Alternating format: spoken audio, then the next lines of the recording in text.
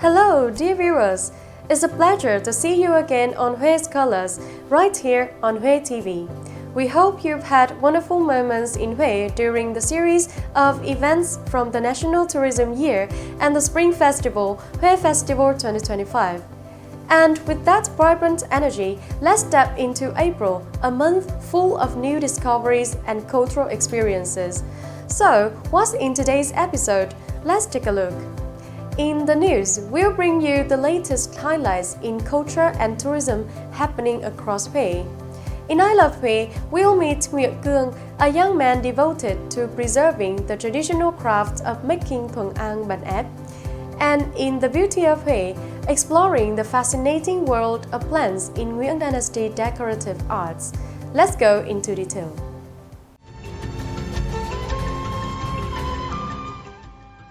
Recently, the Department of Culture and Sports of Hue City held a ceremony to celebrate the official recognition of the Hue Nam Temple Festival as a national intangible cultural heritage. On December 10, 2024, the Minister of Culture, Sport and Tourism issued Decision No. 3981, officially inscribing the Hue Nam Temple Festival into Vietnam's National Intangible Cultural Heritage List. This festival is a collective heritage of the local community, passed down through generations, preserved and nurtured with shared responsibility and pride. Following the recognition ceremony, rickshaw processions, residents and visitors from all over the country boarded boats at Nghinh Lương Pavilion, making their way to Hue Nam Temple, officially opening the March festivities. Beyond its spiritual significance, this event also served as a highlight in celebration of the National Tourism Year and Hue Festival 2025, showcasing the cultural richness and living traditions of the imperial city. As part of the festive celebrations for the National Tourism Year, Hue Festival 2025, the event Spring Colors of the Highlands, A Lưới, was recently held at the ethnic minority cultural village of A Lưới district, drawing a large crowd of locals and visitors. From early morning, hundreds of residents gathered to enjoy the vibrant atmosphere of the festival.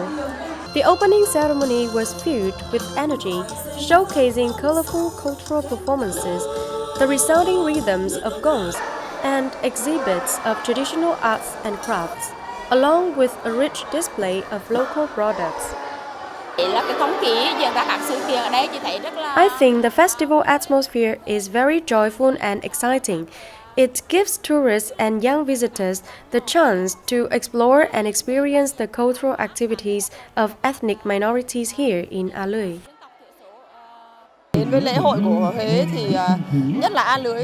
This is my first time attending a Hue festival, especially in A Lưới. The festive spirit here is truly vibrant, with so many cultural displays and agricultural stalls showcasing local products. The Spring Colors of A Lưới Festival is a reflection of the unity and cultural pride of the region's ethnic communities. Through a wide variety of engaging activities, the event not only preserves and promotes traditional heritage, but also serves as a meaningful opportunity for A Lưới district to introduce its unique cultural identity to both domestic and international visitors. To commemorate the 24th anniversary of musician Trịnh Công Sơn passing from the 1st April 2001 to the 1st April 2025, a heartfelt music night titled Perhaps the Source was held at Gạc, the place where the beloved artist once lived with his family. The event was organized by Giọng Núi Nam Đông, a local music group devoted to preserving his legacy. Among the 600 songs Trịnh Công Sơn left behind, hundreds are lyrical masterpieces, profound in philosophy, rich in emotion, with poetic lyrics and gentle, imagery-filled melodies that leave a lasting impression on listeners. Âm nhạc của ông không chỉ là cái giai điệu mà nó còn là His music is not just melody, it carries profound thoughts and humanistic philosophy. Trịnh Công Sơn was an artist with a compassionate heart and a deeply awakened soul. tấm hồn qua từng ca khúc. Nhạc Trịnh Công Sơn có trong lòng mọi người, trong người già, em bé và trẻ em và những. His music touches everyone from elders to children to young women. His songs embody a national spirit and boundless love, a great heart, a great soul, a true national treasure. As a Buddhist with the Dharma named Nguyên Thọ, Trịnh Công Sơn saw life through the lens of Buddhist teachings, bringing light to himself and those around him. Con mắt Phật Pháp đã soi sáng cho chính mình và cho đồng loài của mình.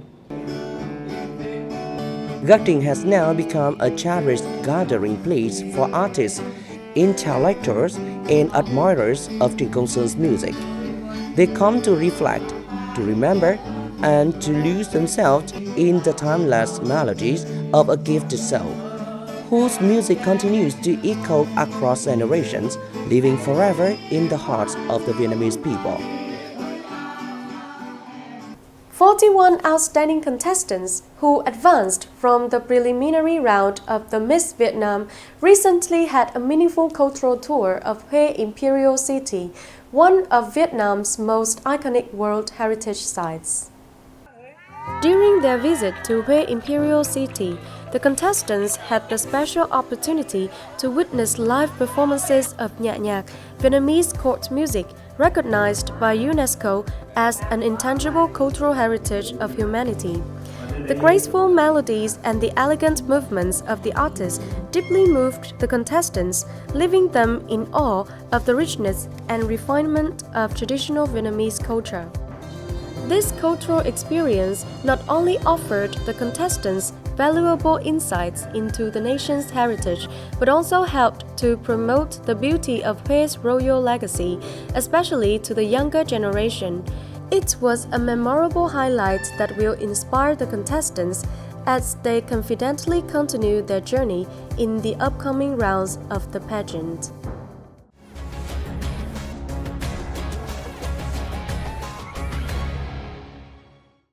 No one really knows when the craft of making bánh ép, pressed rice cake, began in the coastal town of Thuận An.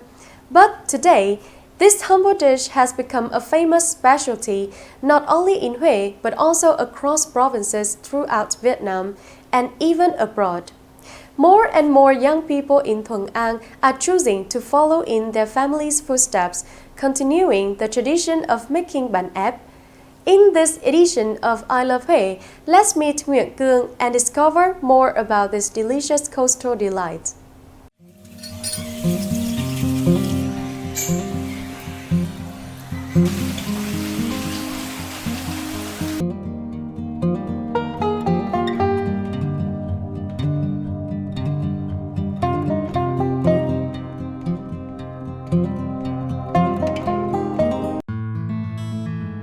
Rain or shine, once you find a little bánh ép store like this in Thuận An, it's hard to walk away.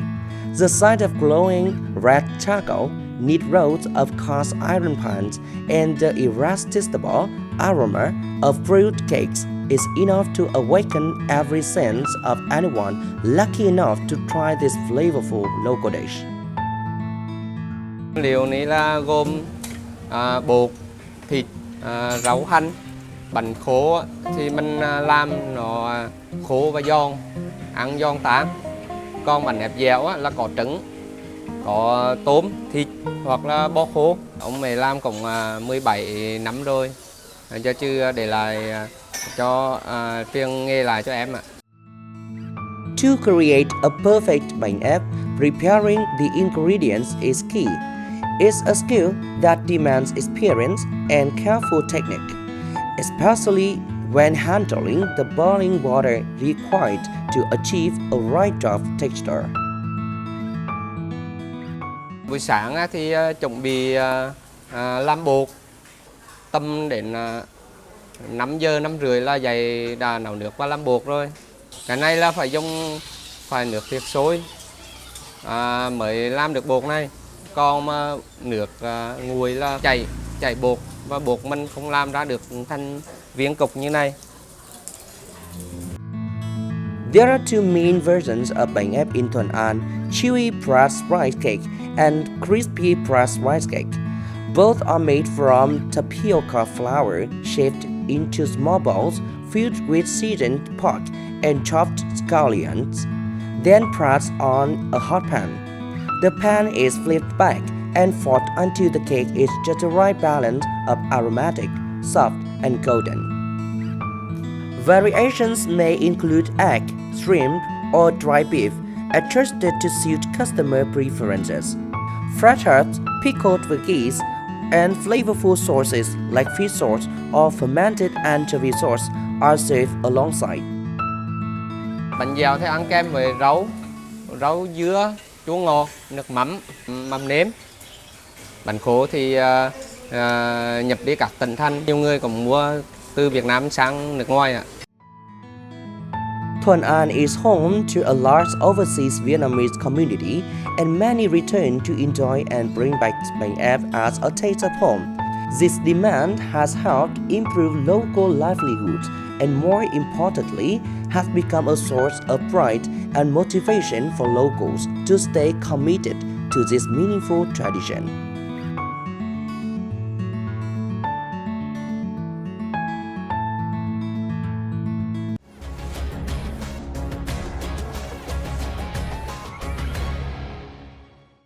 In Nguyễn Dynasty architecture, it's easy to come across familiar artistic motifs deeply rooted in the daily life of the Vietnamese people, symbols of plants, flowers, and fruits. These decorative elements, displayed with high density and expressed through a variety of forms and materials, bring a sense of simplicity, warmth, and closeness to nature, reflecting a love for the land, for blossoms, and for the beauty of the natural world. In this The Beauty of Huế, let's explore the botanical world in Nguyễn Dynasty decorative arts. In Nguyễn era architecture, floral and plant motifs were widely used and carried deep symbolic meanings. These images were not only decorative but also reflected Vietnamese philosophy and aesthetic values. The apricot blossom stands out among these motifs, often placed first in the revered Four Seasons quartet. The apricot blossom represents spring, renewal, and resilience vitality. It also symbolizes purity and nobility, often appearing in designs such as Mai Tho or Mai Hạc, both expressing wishes for long life and happiness.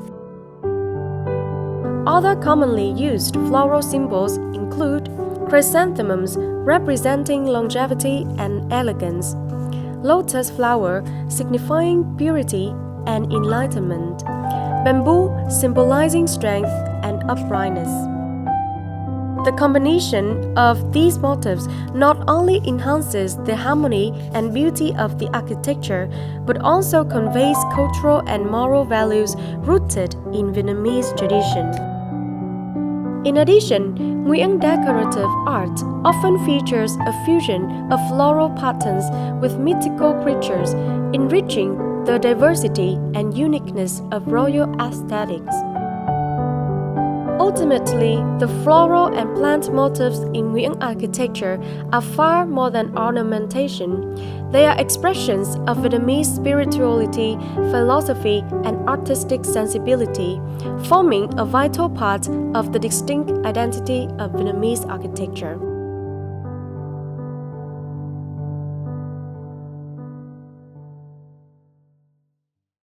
Huế, where nature resembles a gentle ink wash painting filled with profound meaning.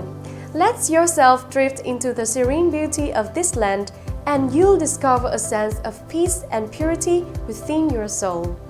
Huế is always here, ready to welcome you with open arms and offer you unforgettable experiences. And with that, this episode of Hué's Colors comes to a close. Goodbye and see you again.